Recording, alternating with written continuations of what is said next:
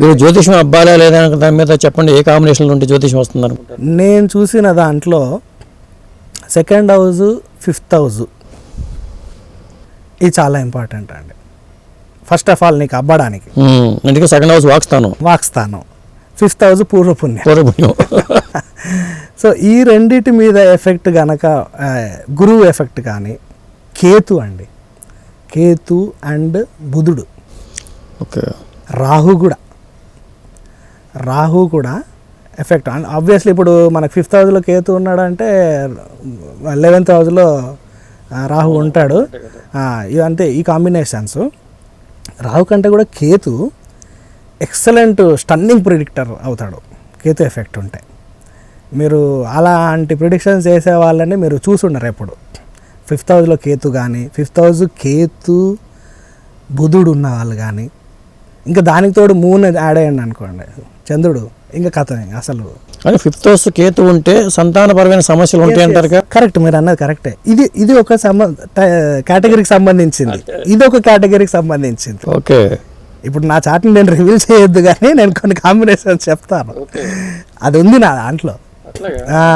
నేను మీరు అన్నది కరెక్ట్ పాయింట్ రేజ్ చేశారు. మీకు నాలెడ్జ్ ఉంది కాబట్టి మీరు ఆ పాయింట్ రేజ్ చేశారు. అవును, జాతకంలో మీరు ఏది చూసినా ప్రతి హౌస్ సిగ్నిఫికేషన్లో ఒకటి ఇస్తారు, ఒకటి తీసుకెళ్ళిపోతాడు దేవుడు. అదే 100% ఒకటి ఇస్తాడు, మీకు ఒకటి ఎంతో కొంత నీకు లోటు క్రియేట్ చేస్తాడు. అదే అట్లని చెప్పేసి జాతక చక్రం స్ట్రాంగ్ ఉంటే దాంట్లో కొంచెం ఎఫెక్ట్ చేసి మిగతా రిజల్ట్స్ మీకు వచ్చేస్తాయి అన్నమాట. అవును.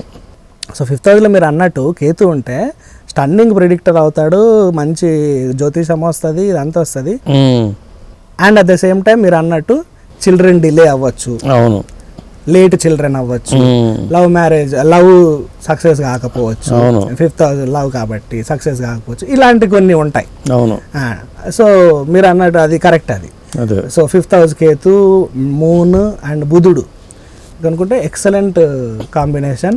అండ్ వాళ్ళని కనుక గురువు చూస్తున్నా కానీ, సెకండ్ హౌస్ని రాహు చూస్తున్నా కానీ, ఇవన్నీ కూడా చాలా ఎక్సలెంట్. 9 గ్రహాల్లో కూడా దేన్ని తక్కువ అంచనా వేయకూడదు. 100% మీరు కరెక్ట్ అన్న. అవును, తక్కువ అంచనా అంటే చాలా మంది ఏం చేస్తారంటే అండి, ఈ కాన్సెప్ట్ వచ్చినప్పుడు ఏలినాటి శని అనగానే అందరూ తల పట్టుకుంటారు. తప్పండి అది. ఏలినాటి శని వస్తుందంటే మీరు ఇంకా చాలా హ్యాపీ ఫీల్ అవ్వాలి. ఎందుకంటే నా ఎక్స్పీరియన్స్లో శని ఎప్పుడైనా మిమ్మల్ని డిసిప్లిన్గా చేసి వదులుతాడు. అప్పటి వరకు నీ లైఫ్ ఒక రకంగా నడుస్తూ ఉంటుంది.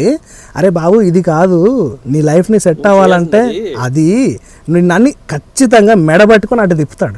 నేను ఏలినాటి శనిలోనే, నాది పుష్యమి నక్షత్రం, కర్కాటక రాశి, ఏలినాటి శనిలోనే నేను చిన్నప్పుడు నేర్చుకున్న జ్యోతిషాన్ని మళ్ళీ నాస్తికుణ్ణి, హేతువాదిని. కరెక్ట్. ఏలినాటి శనిలో నేను చేసిన అది కాదు ఇది, మళ్ళీ వస్తారు బ్యాక్. 100% రావాల్సిందే. శని అక్కడ మకరంలో ఉన్నాడు, కేతువుతో ఉన్నాడు. Very good. Okay, nice. అట్లా స్వక్షేత్రంలో ఉన్నాడు. నైస్. మీరు ఖచ్చితంగా రావాల్సిందే అక్కడికి, మిమ్మల్ని తీసుకొస్తాడు. రాకపోతే ఇక మీ లైఫ్లో అల్లకల్లోలాలు సృష్టి. అదే అలా జరగడం వల్ల చాలామంది నాకు బాధలు వస్తున్నాయి, అది వస్తున్నాయి, ఇది వస్తున్నాయి అనుకుంటాడు. కానీ అరే బాబు నీ లైఫ్ అది కాదు, అవును, ఇది నీ లైఫ్. మళ్ళీ మెటీరియలిస్టిక్ ఆలోచించాలనుకోండి, దెబ్బేస్తాడు కేతువు. 100% కేతు మెటీరియలిస్టిక్ కాదు, కంప్లీట్ మోక్ష. అవును. రాహు మెటీరియలిస్టిక్. అవును, రాహు ఇల్యూషన్ క్రియేట్ చేస్తాడు, మాయ కాబట్టి. సో అట్లా మీకు ఆ కాంబినేషన్స్ జ్యోతిషం స్టన్నింగ్ ప్రిడిక్షన్. అంటే fifth house mercury fifth house ఉన్నా కూడా, ఫిఫ్త్ హౌస్ లార్డ్ జూపిటరే అక్కడ ఉన్న త్రికోణంలో ఉంటే మీకు జ్యోతిషం వస్తుంది, అది ప్రాబ్లం లేదు. చాలా మందికి ఆ కాంబినేషన్స్ ఉంటాయి, నేర్చుకుంటారు. కాకపోతే మంచి ప్రిడిక్టర్, మంచిగా తన డెప్త్గా నాలెడ్జ్ వచ్చే వాళ్ళకి మాత్రం ఈ కాంబినేషన్లు 100% ఉండడం మంచిది. బాగా చెప్పారు. తర్వాత మీరు ఇందాక ముందు మాటలు అనుకున్న చెప్పారు డయానా సంఘటన, యోగి కార్వేజీ. సో ఇది లైవ్ గా మీకు యూట్యూబ్ లో ఉందండి, వీడియో చూడండి. కొంచెం దాని క్లారిటీ బాగాలేదు, బట్ పాత వీడియో చూపించారు. సో అతనికి ఏంటంటే అతను హార్డ్లీ చాలా బయట ప్రదేశాలకు కానీ ఎక్కడికి వెళ్ళని వ్యక్తి అట అతను. అయితే వన్ ఫైన్ డే ఇతన్ని అసలు ఏంటి అతని నాలెడ్జ్ బయట ప్రపంచానికి తెలియాలని చెప్పేసి కొంతమంది అతన్ని ఒక హాల్లో కూర్చోపెట్టి హాల్లో చాలామంది ఉన్నారు, జనాలు ఉన్నారు. ఆ ప్రొజెక్టర్లో డయానా ఫోటో ఒకటి ఆయనకి వేసి చూపించారు. ఓకే. అతనికి బయట ప్రపంచమే తెలియదు అసలు కంప్లీట్గా, ఎవరెవరో కూడా తెలియదు. బట్ ఆ నాలెడ్జ్ ఆయనకు ఉంది కాబట్టి ఆ ఫోటోని చూసి కాసేపు మళ్ళీ అతను సేమ్ ప్రాసెస్లో కళ్ళు మూసుకొని ఫస్ట్ ఆమె చాట్ అంతా చెప్పేశాడు. చెప్పేసి మళ్ళీ కళ్ళు మూసుకొని కాసేపు ఉండి ఈ వ్యక్తి ఇప్పుడు లేదు కదా అని చెప్పేశాడు. ఓకే. ఇమీడియట్గా అవును లేదు, ఈ వ్యక్తి మామూలుగా చనిపోలేదు, సమ్ ఏదో యాక్సిడెంట్లో చనిపోయింది అని. అవును, అది కూడా కరెక్ట్. ప్రిసైజ్ లొకేషన్ కూడా చెప్పాడండి అతను. ఓకే. నార్మల్ రోడ్డు కాదు, ఒక గుహ లాంటిది, ఒక టన్నెల్ లాంటిది. లేకపోతే టన్నెల్ అని తెలియదు కదా అతనికి, ఒక గుహ లాంటిది, దాంట్లో ఆమె చనిపోయింది. ఎగ్జాక్ట్లీ అలానే జరిగింది. ఇంకొకటి చాలా తక్కువ మందికి తెలిసింది ఏంటంటే ఆ కార్లో ఇద్దరు ఉన్నారంట అండి, ఆమె యాక్సిడెంట్ అయిన కార్లో. ఐదర్ ఇట్లా ఒకతను బతికాడు, ఈమె చనిపోయింది. ఈ విషయం అతను చెప్పాడు. అంటే ముందుగానే అతను చెప్పి ఇవి చెప్పండి చెప్పించవచ్చుగా. ఇప్పుడు మన వాళ్ళు చూసేవాళ్ళు ఇట్లాంటి డౌట్లు వ్యక్తం చేస్తారు. 100% మీరు అనేది కరెక్టే. కాకపోతే అది మీరు ఒక ఫేమస్ పర్సనాలిటీ కాబట్టి తెలిసే ఛాన్సెస్ ఉన్నాయి అనుకుందాం.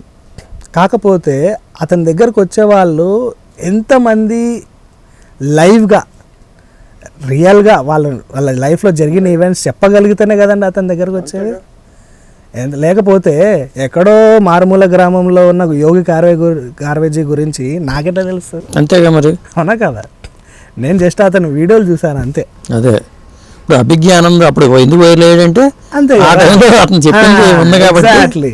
ఎగ్జాక్ట్లీ మీరు అన్నట్టు 100% 100 క్వశ్చన్లు వేసేవాళ్ళు ఉంటారండి. అండ్ జ్యోతిషం మీద దాన్ని హేళన చేసేవాళ్ళు ఇంకా చాలామంది ఉంటారు.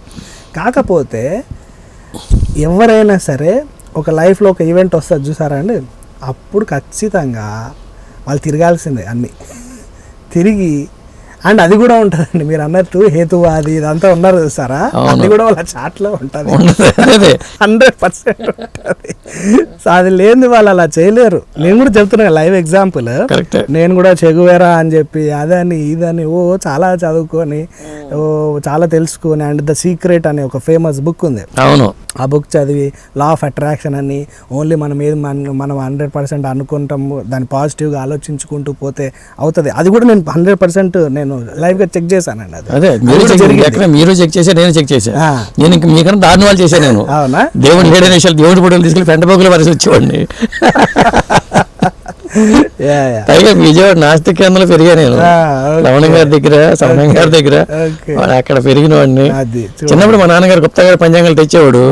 నాకు చదవడానికి ఏ పుస్తకాలు లేకపోతే ఆ పంచాంగాలు నవలించేవాడిని. చూడండి, అది తర్వాత మళ్ళీ నాస్తికత్వం వైపు సమ్వేర్ మీరు ఎక్కడో కనెక్ట్ అవుతుంది అది మళ్ళీ మీకు. అదే సో అట్లా లా ఆఫ్ అట్రాక్షన్ నేను చాలా చెక్ చేశాను, అదంతా జరిగింది. ఓకే, అది అంతా మళ్ళీ తీరా చూస్తే లా ఆఫ్ అట్రాక్షన్ అనే కాన్సెప్ట్ మన దగ్గరదే.